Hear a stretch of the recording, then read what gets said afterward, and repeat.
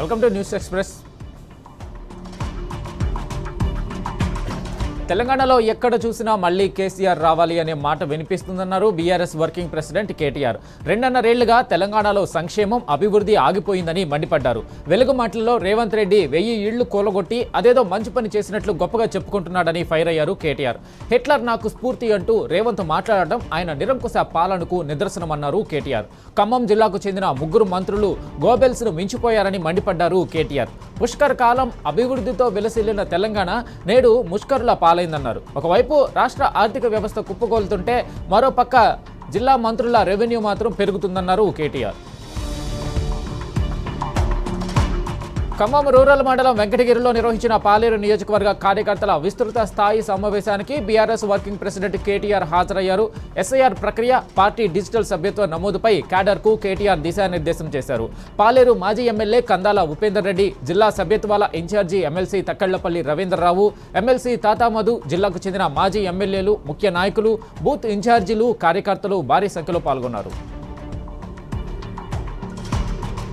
రాష్ట్రంలో రైతులంతా ఇప్పుడు కేసీఆర్నే యాది చేసుకుంటున్నారని అన్నారు హరీష్ రావు. బీఆర్ఎస్ హయాంలో యూరియా పంపిణీ, ధాన్యం కొనుగోలు సజావుగా సాగాయని, ఇప్పుడు వ్యవసాయం చేసేందుకు రైతులు గోసపడుతున్నారన్నారు. బీఆర్ఎస్ ప్రభుత్వం ప్రజలకు ఎంత మంచి చేసినా కాంగ్రెస్ ఎక్కువ ఆశ చూపి ప్రజలను మోసం చేసిందన్నారు హరీష్ రావు.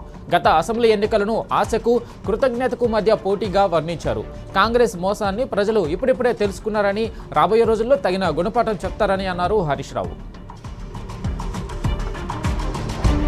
బీఆర్ఎస్ పార్టీ నియోజకవర్గ స్థాయి సభ్యత్వ నమోదు, ఎస్ఐఆర్ ఓటర్ నమోదుపై సిద్దిపేట జిల్లా హుస్నాబాద్లో అవగాహన సదస్సు జరిగింది. ఈ కార్యక్రమానికి మాజీ మంత్రి హరీష్ రావు ముఖ్య అతిథిగా హాజరు కాగా, బీఆర్ఎస్ రాష్ట్ర ప్రధాన కార్యదర్శి టి జీవన్ రెడ్డి, రాజ్యసభ మాజీ సభ్యుడు కెప్టెన్ లక్ష్మీకాంతరావు, హుస్నాబాద్ మాజీ ఎమ్మెల్యే ఒడితల సతీష్ కుమార్, మాజీ ఎమ్మెల్సీ నారదాస్ లక్ష్మణరావు, నియోజకవర్గం బీఆర్ఎస్ సభ్యత్వ నమోదు ఇన్ఛార్జి జీవి రామకృష్ణరావు తదితరులు పాల్గొన్నారు. ఎస్ఐఆర్పై జాగ్రత్తగా ఉండాలని పార్టీ శ్రేణులకు ఎమ్మెల్సీ తాతామధు సూచించారు. ఓటర్ జాబితా వడపోత కార్యక్రమం పట్ల పార్టీ శ్రేణులు అత్యంత అప్రమత్తంగా ఉండాలన్నారు. ఎస్ఐఆర్ పేరుతో విపక్ష పార్టీల ఓట్లను బీజేపీ తొలగించే కుట్ర చేస్తుందని తాతామధు ఆరోపించారు. ఈ వ్యవహారంలో అడుగడుగునా కార్యకర్తలు జాగ్రత్తగా వ్యవహరించాలని తాతామధు సూచించారు. రాజన్న సిరిసిల్ల జిల్లా తంగళ్లపల్లి మండలం మండేపల్లి శివారులోని కేసీఆర్ నగర్లో పానీపూరి తిని పలువురు అస్వస్థతకు గురైన ఘటనపై కేసీఆర్ ఆరా తీశారు. వెంటనే ఆసుపత్రికి వెళ్లి బాధితులకు అండగా ఉండాలని పార్టీ జిల్లా అధ్యక్షుడు తోట ఆగయ్యను ఆదేశించారు. ఈ ఘటనపై ఆయన తీవ్ర విచారం వ్యక్తం చేస్తూ అధికారులకు, స్థానిక నాయకులకు ఫోన్ చేసి వివరాలు అడిగి తెలుసుకున్నారు. బాధితులంతా క్షేమంగా ఉన్నారన్న విషయం తనకు ఎంతో రిలీఫ్ ఇచ్చిందని కేటీఆర్ పేర్కొన్నారు. సీజనల్ వ్యాధుల పట్ల ప్రజలు అప్రమత్తంగా ఉండాలని ఈ సందర్భంగా కేటీఆర్ సూచించారు.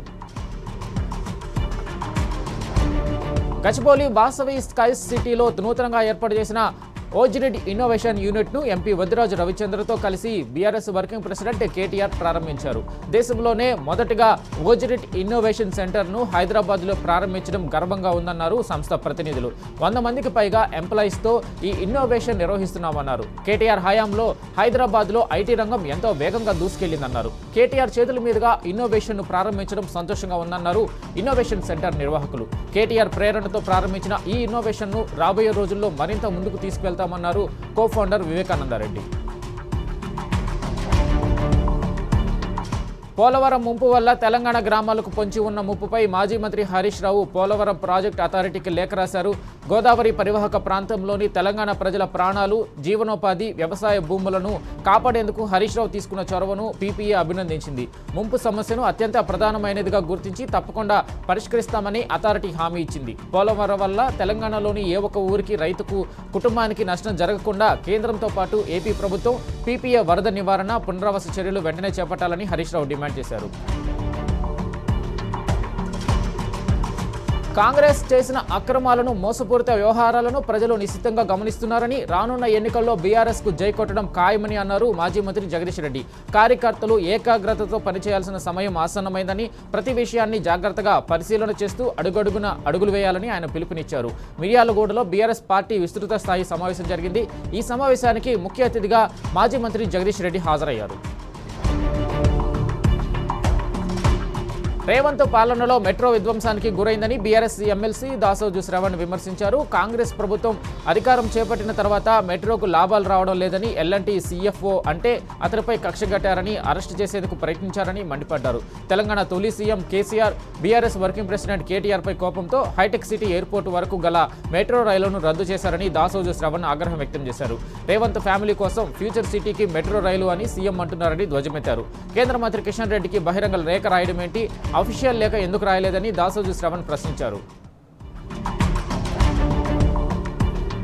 తెలంగాణ పబ్లిక్ స్కూల్స్ అంటూ ప్రచార ఆర్భాటాలు చేస్తున్న కాంగ్రెస్ సర్కారు కనీసం క్లారిటీ, విజన్ లేకుండా పనిచేస్తుందని మండిపడ్డారు మాజీ మంత్రి సబితా ఇంద్రారెడ్డి. బీఆర్ఎస్ హయాంలో మన ఊరు మనబడి కార్యక్రమంతో 26,000 స్కూల్స్ను కేసీఆర్ అభివృద్ధి చేస్తే ఇప్పుడు ఆ స్కూల్స్ను 4,000కు తగ్గిస్తామంటున్నారు. ఎలా తగ్గిస్తారో క్లారిటీ ఇవ్వలేకపోతుందని ఆగ్రహం వ్యక్తం చేశారు. చదువుకునే పిల్లలకు రోజుకో బ్రేక్ఫాస్ట్, రాగి జావలను అందిస్తే 2.5 ఏళ్లుగా రేవంత్ సర్కార్ ఆపి ఇప్పుడేదో కొత్తగా ఇస్తున్నట్లు ప్రచారం చేస్తుందని విమర్శించారు.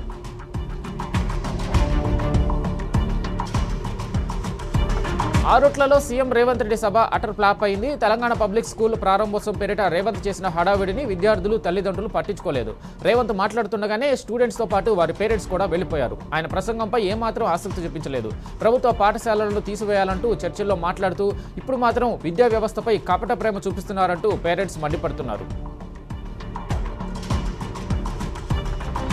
రంగారెడ్డి జిల్లా ఆరుట్లలో తెలంగాణ పబ్లిక్ స్కూల్ ప్రారంభోత్సవంలో ఉపాధ్యాయ సంఘాలు ఆందోళనకు దిగాయి. సభకు పిలిచి లోపలకు అనుమతించకపోవడం బాధాకరమని ఉపాధ్యాయ సంఘాల నేతలు ఆవేదన వ్యక్తం చేస్తున్నారు. రేవంత్ సర్కార్ తీరును నిరసిస్తూ సభా ప్రాంగణం దగ్గర ఉపాధ్యాయ సంఘాలు ఆందోళనకు దిగాయి.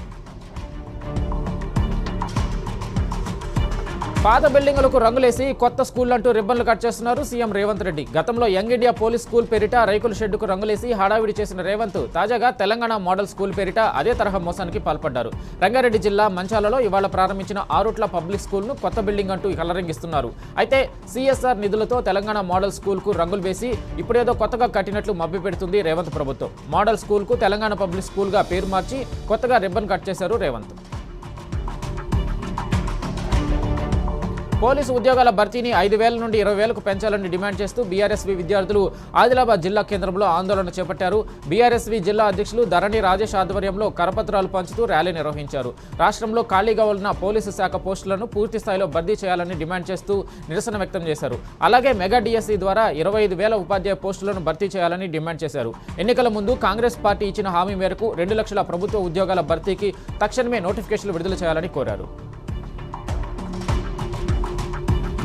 హైదరాబాద్ చిక్కడపల్లిలో నిరుద్యోగుల అక్రమ అరెస్టులు కొనసాగుతున్నాయి. హాస్టల్స్, రూమ్స్, లైబ్రరీ దగ్గర పలువురిని పోలీసులు అక్రమంగా అరెస్టు చేశారు. ఎలాంటి నిరసనలు, ఆందోళనలకు పిలుపు ఇవ్వకపోయినా అరెస్టు చేస్తుండడంపై నిరుద్యోగులు మండిపడుతున్నారు. ఇది ప్రజాప్రభుత్వమా, పోలీస్ ప్రభుత్వమా అని నిరుద్యోగులు ఆగ్రహం వ్యక్తం చేస్తున్నారు. రాష్ట్రంలో ప్రభుత్వ పాఠశాలల మూసివేతపై ఆగ్రహం వ్యక్తం చేస్తూ మంత్రి తుమ్మల క్యాంపు కార్యాలయాన్ని ముట్టడించింది ఏఐఎస్ఎఫ్. ప్రైవేటు కార్పొరేట్ విద్యా సంస్థల్లో ఫీజుల నియంత్రణ చట్టం అమలు చేయాలని విద్యార్థి సంఘం నేతలు డిమాండ్ చేశారు. ఖమ్మంలోని మంత్రి తుమ్మల క్యాంపు కార్యాలయం ఎదుట బైఠాయించి ఆందోళన చేపట్టారు. ప్రైవేట్ కార్పొరేట్ విద్యా సంస్థల ఫీజు దోపిడీని అరికట్టకపోతే సీఎం రేవంత్ రెడ్డి క్యాంపు ఆఫీసును ముట్టడిస్తామని హెచ్చరించారు. సభ్యత్వ నమోదు ప్రక్రియలో అన్ని వర్గాల పార్టీ శ్రేణులు ఆసక్తిగా పాల్గొని రికార్డు స్థాయిలో సభ్యత్వ నమోదు కార్యక్రమాన్ని చేపట్టాలని మాజీ మంత్రి సబితా ఇంద్రారెడ్డి కోరారు. ఇంటింటికి తిరుగుతూ సభ్యత్వ నమోదు కార్యక్రమానికి శ్రీకారం చుట్టాలన్నారు. ఎస్ఐఆర్ ప్రక్రియలో భాగంగా బిఎల్ఏలతో ప్రతి బూత్ స్థాయి కార్యకర్త సమన్వయపరుచుకొని ఓటర్ జాబితా సవరణ కార్యక్రమంలో పాల్గొనాలని అన్నారు.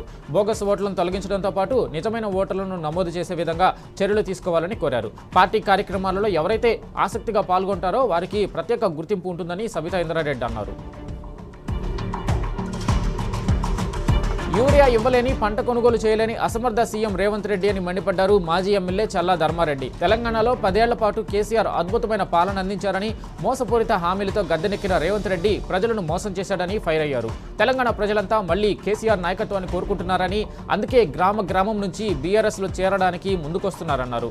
సంగెం మండలానికి చెందిన పలువురు కాంగ్రెస్ నాయకులు, కార్యకర్తలు చల్లా ఆధ్వర్యంలో బీఆర్ఎస్లో చేరారు. పార్టీలో చేరిన వారికి గులాబీ కండువా కప్పి ఆహ్వానించారు ధర్మారెడ్డి. కాంగ్రెస్ సర్కార్ తెచ్చిన యూరియా యాప్తో అన్నదాతలు అరిగోసపడుతున్నారు. యాప్లో యూరియా బుక్ చేసుకున్నప్పటికీ రైతులకు పడిగప్పులు తప్పడం లేదు. యూరియా ఎప్పుడు వస్తుందో, అసలు వస్తుందో లేదో తెలియక క్యూ లైన్లో ఎదురు చూస్తున్నారు. కామారెడ్డి జిల్లా గాంధారి మండలం నేరెల్ తండా సొసైటీ ఎదుట యూరియా కోసం క్యూ లైన్లో చెప్పులు పెట్టి పడిగప్పులు కాస్తున్నారు అన్నదాతలు. ఎప్పుడూ లేని విధంగా యాప్ ద్వారా యూరియా బుక్ చేసుకోవడం ఏంటని ప్రశ్నిస్తున్నారు. అదంతా కాంగ్రెస్ మోసంలో భాగమే అంటూ నిప్పులు కక్కుతున్నారు రైతన్నలు.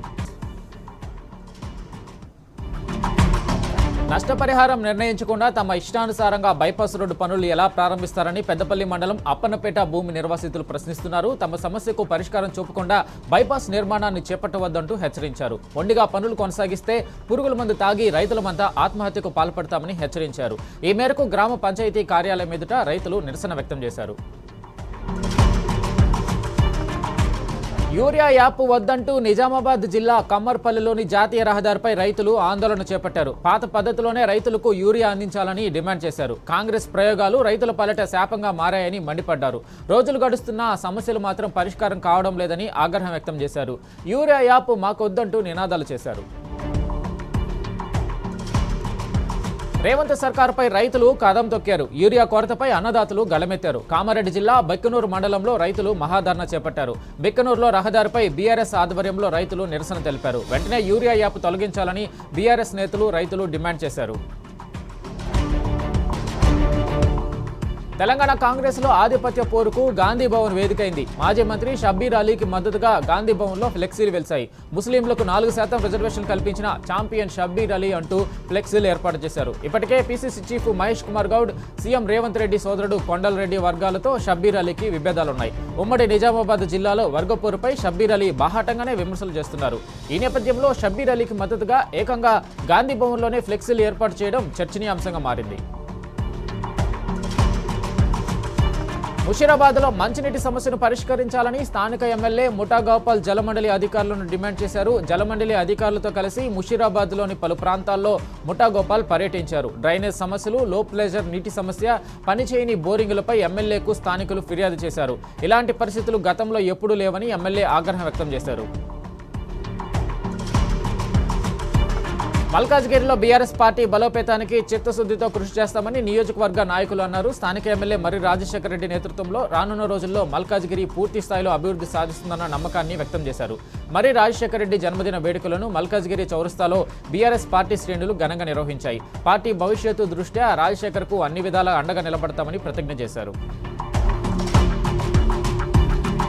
కామారెడ్డి జిల్లా బాన్సువాడలో మట్టి మాఫియాపై టీ న్యూస్ కథనంతో అధికారులు చలనం వచ్చింది. మట్టి మాఫియా ఆగడాలను టీ న్యూస్ వెలుగులోకి తీసుకురావడంతో హడావుడిగా ఎల్లయ్య చెరువును పరిశీలించారు రెవెన్యూ ఇరిగేషన్ అధికారులు. అనుమతులు లేకుండా చెరువులో పూడికి తీస్తే చర్యలు తప్పవని హెచ్చరించారు. అయితే మట్టి మాఫియా వెనుకున్న అధికార పార్టీ నేతలపై చర్యలు ఎందుకు తీసుకోవడం లేదని బాన్సువాడ పట్టణవాసులు ప్రశ్నిస్తున్నారు. సిద్దిపేట జిల్లా గౌరారం రాజీవ్ రహదారిపై జరిగిన ప్రమాదంలో మృతి చెందిన కొరిమి లక్ష్మీ కుటుంబానికి న్యాయం చేయాలంటూ మృతురాలి బంధువులు గౌరారం పోలీస్ స్టేషన్ ఎదుట ముళ్లకంపులు అడ్డుగా వేసి ధర్నా నిర్వహించారు. ధర్నా నిర్వహిస్తున్న వారిపై పోలీసులు దురుసుగా ప్రవర్తించారని మృతురాలి బంధువులు ఆరోపించారు. ముంపు గ్రామాల ప్రజల సమస్యలను అటు ప్రభుత్వం పట్టించుకోవడం లేదని ఆవేదన వ్యక్తం చేశారు. ఇటు ప్రమాదాలు జరిగిన బాధిత కుటుంబాలకు పోలీసులు న్యాయం చేయడం లేదంటూ ముంపు గ్రామానికి చెందిన మృతురాలి బంధువులు ఆరోపిస్తున్నారు.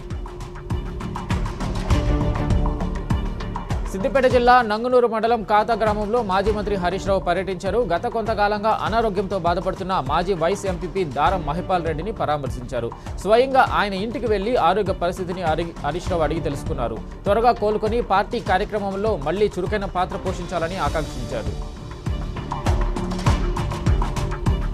Survey and land records deputy director సుంకరి నరహరికి న్యాయమూర్తి 14 రోజుల జ్యుడిషియల్ రిమాండ్ విధించారు.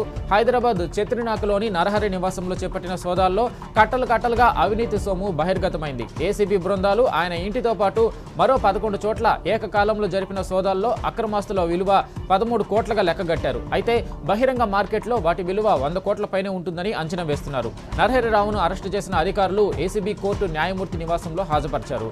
14 రోజుల రిమాండ్ విధించడంతో నరహరి చెంచల్గూడ జైలుకు తరలించారు.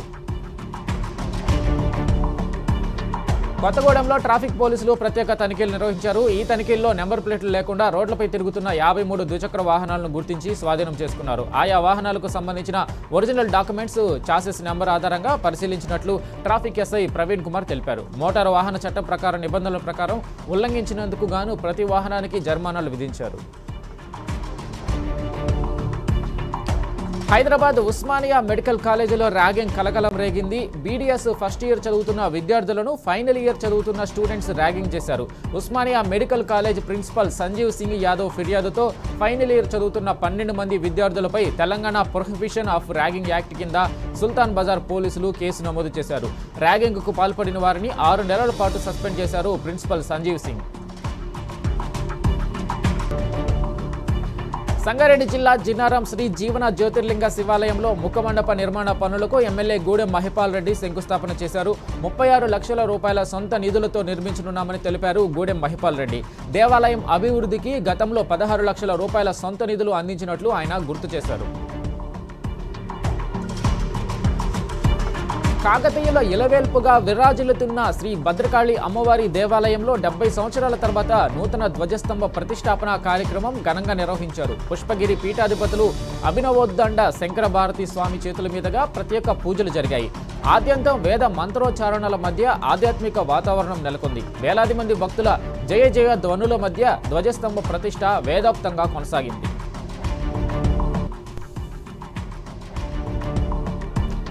తమిళనాడులో ఓటమిని జీర్ణించుకోలేకే డీఎంకే నేతలు విమర్శలకు దిగుతున్నారని కాంగ్రెస్ నేతలు కౌంటర్ అటాక్ ఇచ్చారు. ఇక ఆ పార్టీకి అధికారంలోకి వచ్చే సీన్ లేదని విజయ్ సర్కార్లో మంత్రులుగా ఉన్న కాంగ్రెస్ నేతలు రాజేష్ కుమార్, విశ్వనాథన్లు ఎదురుదాడికి దిగారు. రాష్ట్రంలో టీవీకే బలీయమైన శక్తిగా ఎదిగిందని, ఇక భవిష్యత్ అంతా టీవీకే కూటమిదేనని అన్నారు. గతంలో ఎప్పుడూ కూటమి పార్టీలకు అధికారంలో భాగస్వామ్యం కల్పించిన డీఎంకే కాంగ్రెస్ పై విమర్శలు చేయడం విడ్డూరంగా ఉందని మంత్రులు విమర్శించారు.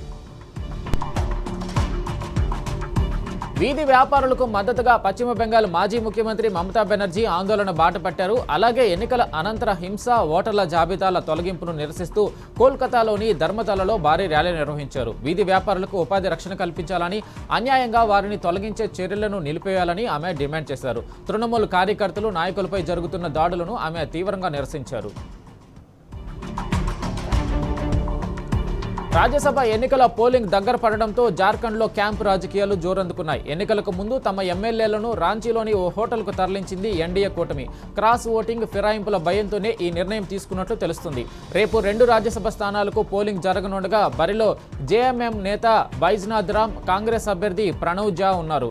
ఎన్డీఏ మద్దతుతో ప్రస్తుత రాజ్యసభ సభ్యుడు పరిమల్ నత్వానీ స్వతంత్ర అభ్యర్థిగా మరోసారి పోటీకి సిద్ధమయ్యారు. దీంతో 2 సీట్ల కోసం 3 పోటీ పడుతుండటంతో కూటమిలు అప్రమత్తమయ్యాయి. G7 సమ్మిట్ వేదికగా ఫ్రాన్స్లో అమెరికా అధ్యక్షుడు ట్రంప్తో భారత ప్రధాని మోడీ సమావేశమయ్యారు. ఈ కీలక ద్వైపాక్షిక భేటీలో పశ్చిమాసియా పరిస్థితులు, హర్మూజ్ నౌకాయానం, అమెరికా ఇంధన దిగుమతులు తదితర అంశాలు చర్చకు వచ్చాయి. ప్రతిపాదిత భారత్ అమెరికా ద్వైపాక్షిక వాణిజ్య ఒప్పందం అంశాన్ని కూడా చర్చించినట్టు వార్తలు వస్తున్నాయి. పూటకు మాట మార్చే ట్రంప్ మరోసారి యూటర్న్ తీసుకున్నారు. ఇరాన్ అమెరికా ఒప్పందంలో MOU కుదరకపోతే ఇరాన్లో బాంబులు మోత తప్పదంటూ హెచ్చరించారు. G7 సమ్మిట్ వేదికగా ఈ వ్యాఖ్యలు చేశారు ట్రంప్. శాంతి ఒప్పందంలో ఏమాత్రం తేడా వచ్చినా అమెరికా ఆర్మీ రంగంలోకి దిగుతుందని, ఇరాన్పై భీకర దాడులు తప్పవని పెద్దన్న హెచ్చరికలు జారీ చేశారు. ఇండో పసిఫిక్ ప్రాంతంలో భారత్ తమకు కీలకమైన వ్యూహాత్మక భాగస్వామి చెప్పే అమెరికా ఒక్కసారిగా షాక్ ఇచ్చింది. అమెరికా రక్షణ శాఖ తన అతిపెద్ద సైనిక విభాగమైన ఇండో పసిఫిక్ కమాండ్ పేరు నుంచి ఇండో పదాన్ని తొలగించింది. ఈ ప్రాంతంలో పనిచేసే అగ్రరాజ్య సైనిక కమాండ్ పేరు నుంచి ఇండో అనే పదాన్ని తీసేసింది. భారత చిత్రపటాన్ని కూడా మార్చి చూపించింది. G7 సదస్సులో భాగంగా అమెరికా అధ్యక్షుడు డొనాల్డ్ ట్రంప్, భారత ప్రధాని నరేంద్ర మోడీ మధ్య ద్వైపాక్షిక భేటీ వేళ ఈ పరిణామం జరగడం తీవ్ర చర్చకు దారితీసింది. అమెరికా, ఇరాన్ మధ్య కుదిరిన శాంతి ఒప్పందాన్ని ఇజ్రాయెల్ ఉల్లంఘిస్తుందని ఆరోపిస్తున్నారు టెహ్రాన్ పాలకులు. లెబనాన్పై దురాక్రమణతో ఇజ్రాయెల్ ఒప్పందాన్ని తిరస్కరించిందని విమర్శలు గుప్పించారు. బీరూట్పై దాడులను వెంటనే ఆపాలని డిమాండ్ చేస్తున్నారు ఇరాన్ నేతలు. పశ్చిమాసియాలో శాంతిని నెలకొనాలంటే లెబనాన్ నుంచి IDF బలగాలు వైదొలగాలని పేర్కొన్నారు. ఇజ్రాయెల్ వైఖరిలో మార్పు రాకపోతే యుద్ధం పూర్తిగా ముగిసినట్లు కాదని పేర్కొన్నారు. అమెరికా ఇరాన్ల మధ్య శాంతి ఒప్పందం కుదరడంతో భారత స్టాక్ మార్కెట్లు కొన్ని రోజులుగా లాభాలను ఆర్జిస్తున్నాయి. రోజును లాభాల్లో మొదలుపెట్టిన స్టాక్ మార్కెట్లు లాభాల్లోనే ముగించాయి. సెన్సెక్స్ 347 పాయింట్ల లాభంతో 77,155 వద్ద స్థిరపడింది. ఇక నిఫ్టీ 97 పాయింట్లు పొంది 24,086 వద్ద ముగిసింది. అంతర్జాతీయంగా బ్రెంట్ బ్యారెల్ క్రూడ్ ఆయిల్ ధర $79లకు దిగొచ్చింది. ఇక అమెరికన్ డాలర్తో పోలిస్తే రూపాయి మారకం విలువ $94.5 ఉంది. బంగారం ధరలు కొద్దిగా దిగొచ్చాయి. హైదరాబాద్ మార్కెట్లో 10 గ్రాముల 22 క్యారెట్ల బంగారం ధర $250 మేర తగ్గగా 24 క్యారెట్ల బంగారం ధర $270 మేర తగ్గింది. వెండి ధరలు మాత్రం నిలకడగా కొనసాగుతున్నాయి. కిలో వెండి $2,65,000 వద్ద ట్రేడ్ అవుతుంది. క్రీడల స్వరూపాన్ని, భవిష్యత్తును టెక్నాలజీ పూర్తిగా మార్చేసిందని భారత స్టార్ స్పిన్నర్ యుజ్వేంద్ర చౌహాల్ అన్నారు. గత 7-8 ఏళ్లుగా క్రీడలతో టెక్నాలజీ బంధం విపరీతంగా పెరిగిపోయిందన్నారు. ఇది కేవలం మ్యాచ్ వ్యూహాలకే పరిమితం కాకుండా ఆటగాళ్ల ఫిట్నెస్, వెల్నెస్, రికవరీలు కూడా భాగంగా మారిందని పేర్కొన్నారు. హైదరాబాద్లో జరిగిన sprint X play makers accelerator launch కార్యక్రమానికి చహల్ ముఖ్య అతిథిగా హాజరయ్యారు. క్రికెట్ను ఉదాహరణగా చూపుతూ చహల్ టెక్నాలజీ ప్రాధాన్యతను వివరించారు. ఇది news express. Keep watching tea news.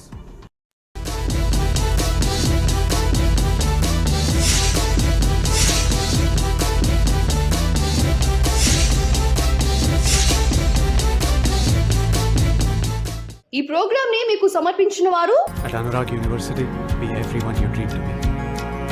కొత్త తరానికి కొత్త పెయింట్. రేవంత్ రెడ్డి ఫ్యూచర్ కోసం నిర్మించుకుంటున్న ఫ్యూచర్ సిటీ వరకు ఎక్స్పాండ్ చేస్తారనుకున్నట్టు ఒక ఫ్యూచర్ సిటీ కోసము ఆ రైల్వే లైన్ కోసం జైకా అనే ఒక సంస్థతో మాట్లాడినరని చెప్పని మనం వార్తలు చూస్తున్నాం. We also have not seen any document, but at least there is a reference of a company or an organization called JICA. బట్ ఇవాళ ఈ 1,300 కోట్ల పైచీలకు 4%కే తెచ్చినా అని చెప్పని జబ్బలు దరుచుకుంటున్న రేవంత్ రెడ్డి గారు. ఎవరి సంస్థ? జపాన్ సంస్థ. ఎవరు? ఏ కన్సార్టియం